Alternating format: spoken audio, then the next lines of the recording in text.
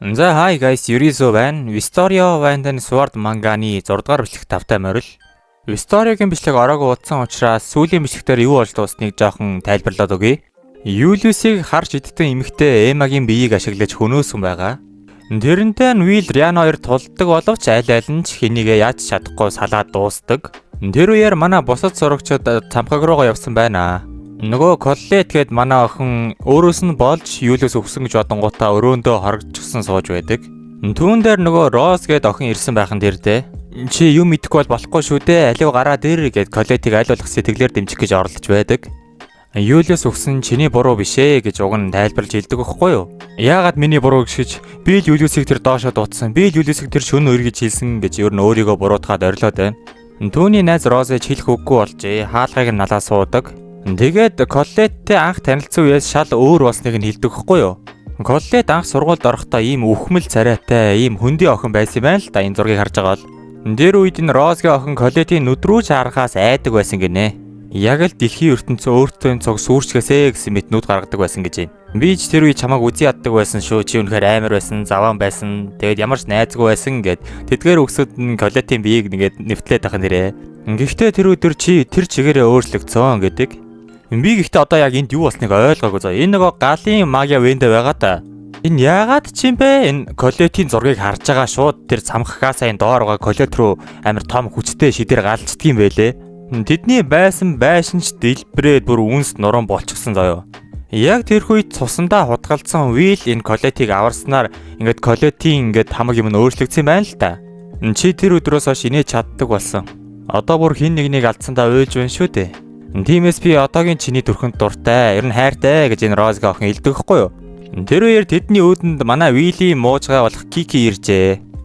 Colette л орондоо бөчгсөн сууж байхад Rose нь за би чамайг ганцаарч үлдээ. Тэ хэрэг болонгууд хэлээрээ гэж цаашаа яваад өгдөг. Colette айсандаа босч ирээд хаалгаа онгойлгохтол яваагүй ээжээ. Шууд Kiki-г нүрэн дээр нь гараад ирнэ. Colette яагаад Kiki-г энд байгааг асуунаа. Kiki-гийн тэр хүзүүнд нэг цаас уяатай байдаг хгүй юу? Ерөнхийдөө мессеж. Энэ нь Riana-гийн бичсэн мессеж байхаа юу олсон талаар бүгд бичээстэй байдаг. Emma гээд Julius-ийн фракцийн охиныг тэр хаар шидтэй ашиглаад Julius-ийг хөнөөсөн. Тэгээ түүнтэй битгаар тулдсан молдсон гэж ер нь хамаг юмаа бичсэн байсан юм байлээ. Хэрэгтнийг нь олж өгсөн Colette баярлжээ. Will гээл нөгөө цаасыг үнэрлээд бүр ичээж мичээд байдаг.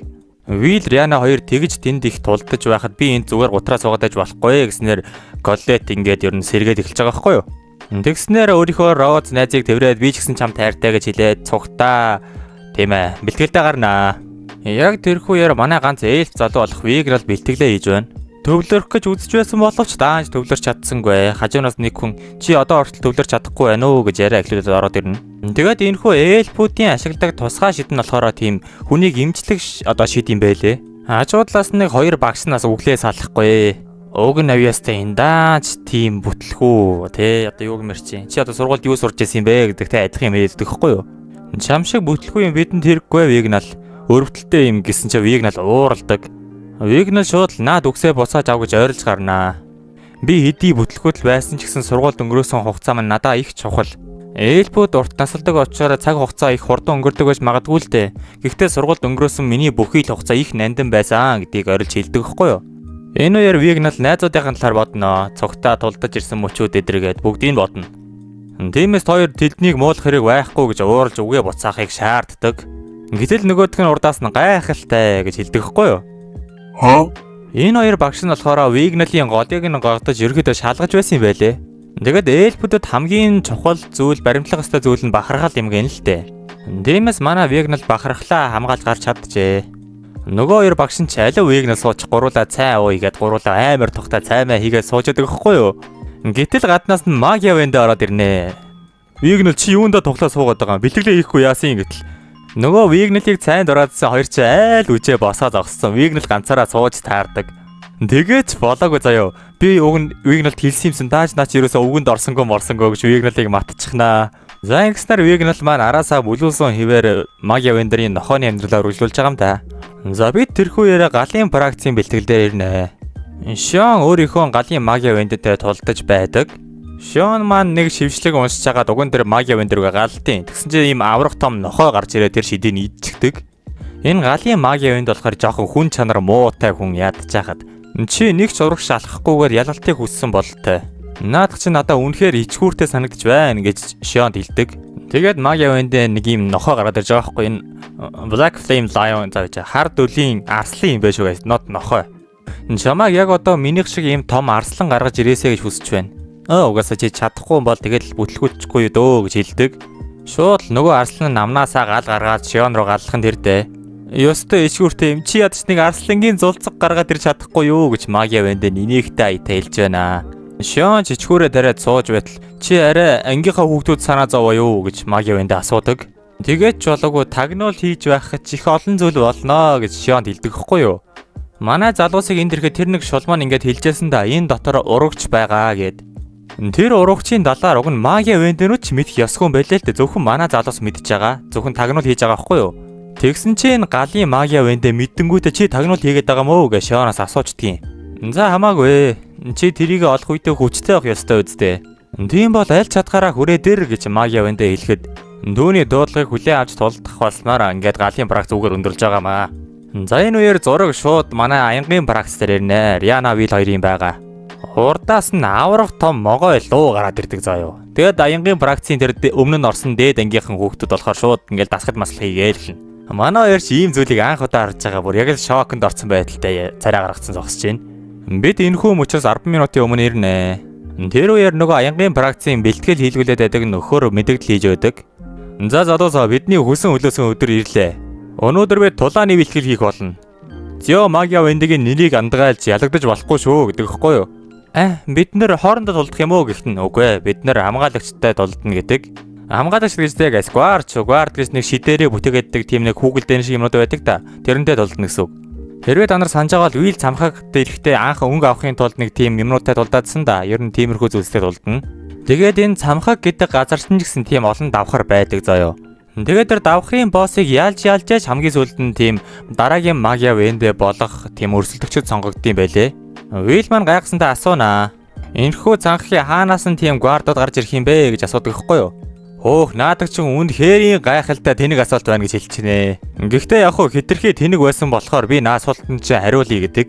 Тэгээд энэ гвардууд гэдэг нь тэр анх энэ цамхгийг барьсан тийм Мерседес гээд шидний хатны бүтээсэн одоо амьтан юм шиг байлээ.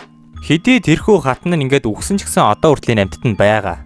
Тэгээд энэхүү амьтан болохоор одоо хүртэл Магия Вэндэнүүдийн байгаа хамгийн дээд давхрыг одоо давхар хүртэлх замыг хамгаалдаг юм байлээ. Тэгээд Риана ахаад асуудаг хэвгүй юу? Тэгвэл Магия Вэндэнүүд яаж дээшээ гардыг бэ гэдгийг. Тэгтэл энэ Зиогийн Магия Вэндэн зөвхөн үсэрчдэг гэж хэлээ.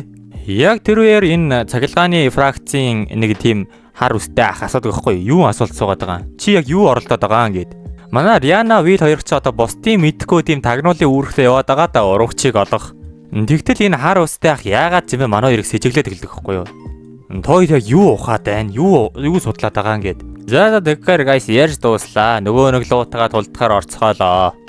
Бидэнд өөрсдөө багийн ажиллагааг харуул гээл нөгөөд нь шууд гүйлдээл эхэлнэ. За тэгэхээр guys би дахин өнгөрсөнд ирдэг. Энэ үеэр Will, Zio, Maggia Wэндэ хоёр тулдж байдаг хэвгүй юу?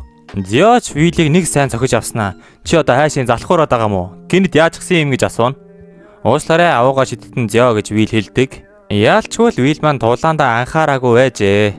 Нөгөө саяхан болсон тэр Юлиусыг алдаг хар шидтэнгүүдийн хэрэг толгойг нь ингээд үүргэцэн өөр юм бодооддаг хэвгүй юу? Яг тэгж бодлогошрон суухт нь Зио гинт гарч ирэнгүүтээ нүүрнээс нь бариад би одоо чамтай тулдаж байна. Өөр юу бодоод байгаа? Алчхан шүү. Би бол зайсан чи энд байна гэж хэлдэг. Тэгээд Уилийг нэг хол газар шидчихэнгүүтээ чи ихийг бодох зуршилтай болтой. Чи наа зүйлээ тулааны үеэр авч хаях ёстой гэж Зио хэлдэг. Тэгээд Зио асуунаа чи өөрийгөө юу болохыг мэдэх үү гэдэг. Will хариултаа бодчих амжаагүй чи бол надтай адилхан булаагч гэдэг хэвгүй юу? Чи өөрийнхөө талын хүмүүсээс булаадаг. Чи дайснуудаасаа булаадаг. Чи сэлэмтэйгээ ийм л зүйл хийж чадна гэж Зио хэлдэг. Чи өөртөө таарсан бүхий л мангасуудыг буулгаж авч бүхий л дайснаа ялж болно.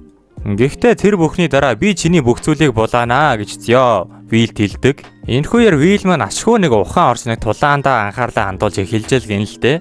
Тэгээд босч ирээд агуу шидтэн Зио надад танд хэлэх зүйл байна гэдэг хэвгүй юу? Энэхүүгээр Will маань нөгөө нэг хар шидтэнгүүдийн талаар ярьдаг л да Зиод. Зиоч тэрийг мэдлэхөө тийм зүйл болсон юм уу? Надад тэр цагаан сагалтай үгэн юу ч хэлээгүй дээ гэдэг. За тэгэхээр би чамд үннийг л хэлье.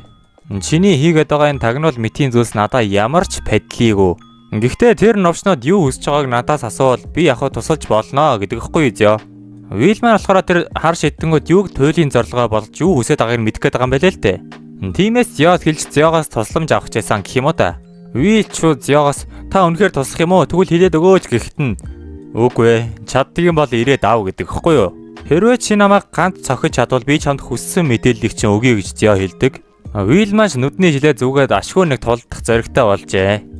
Өөрийнхөө сэлмнээс аянгийн шид гаргаж ирж байгаад шууд л өөд өдөөсөө гүйлдээд эхлэндээ. За тэгэхээр хас Story of Wind and Sword мангагийн 6 дугаар бичлэгийг үүгээр дуусгая. Ерөнхийдөө л манай бэлтгэлийн шатанд ороо жоохон уйдгартай дугаар байлаа. Тэгтээ яах вэ? Энэ хүртэл үзсэн бүх хүмүүстээ баярлалаа. Та лайк, subscribe дарааг бол дараарай. Дараагийн бичлэгээр уулзцгаая.